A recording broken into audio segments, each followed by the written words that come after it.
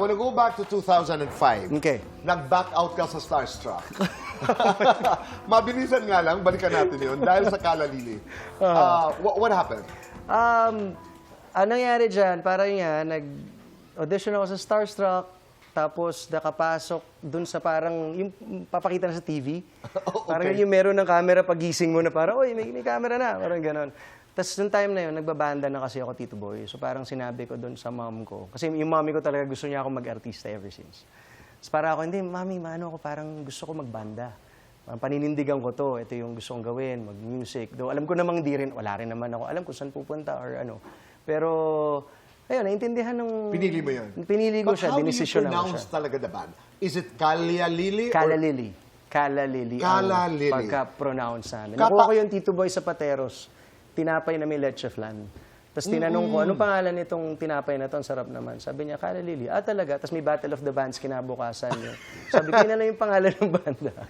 Kasikata ng Kalalili. What do you miss the most? Yung pagiging carefree. Yung... Dahil bata ka very raw, di ba? Very... Pag hindi mo alam ko, para kang bouncing ball pero masaya yung environment, masaya, may ginagawa ka na nilook forward to mo every single day.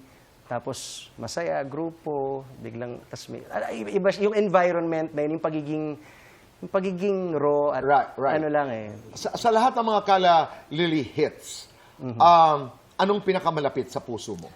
Definitely yung magbalik. Dahil yun ang nagbago ng buhay namin. Doon nagkaroon ng, parang yung massive hit ng banda. That's right. Nabago niya yung buhay namin. Naalala natin yan.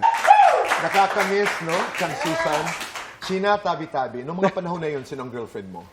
Nung time ba, nung nagtatago ako sa Music Museum, si Danita yata. Oo nga. Pero mga, those were kasi happy trivia times. lang si Tito Boy, minamanage niya si Danita before na... We're talking about Danita pa na yan. So, nagtatago ako kay Tito Boy sa likod ng Music Museum, makikita ako pero ng manager. nagkakasalubong pa rin kami doon sa likod. Pero, siyempre, kontrobersyal ang pag-alis mo sa Kalalili. You know, I mean, hindi lingid yan sa kaalaman ng publiko. But once and for all, what is the story? Bakit ka ba talaga umalis? Nung time na yon, Tito Boy, 2022,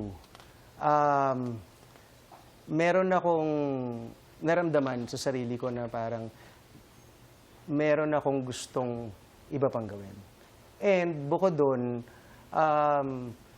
siguro safe na rin naman sabihin siguro na kami nung banda, medyo parang iba-iba na yung thing namin. Iba-iba yung ginagawa namin. Nasa ibang ano kami. So para ako, hindi, para I wanna do something else. And I wanna Because in focus an on... interview, I'm sorry to cut you there, I remember you admitting that you were not in good terms. Yes.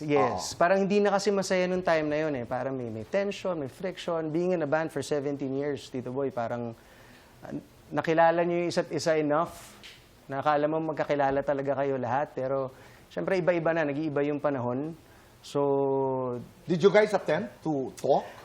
Yun nga yung naging parang unfortunate for me. Na kesa na pag-usapan siya ng closed door at bilang magkakabanda, ang nangyari ay bigla na nagkaroon ng social media circus. Okay. And syempre, I feel bad na ganun dahil pwede naman tayo mag-usap-usap di ba? Parang, dahil nga nandun na, parang naging komplikado na siya, Tito. Today, as we talk, kumusta kayo? I think we are civil in terms of, though I haven't seen them, no?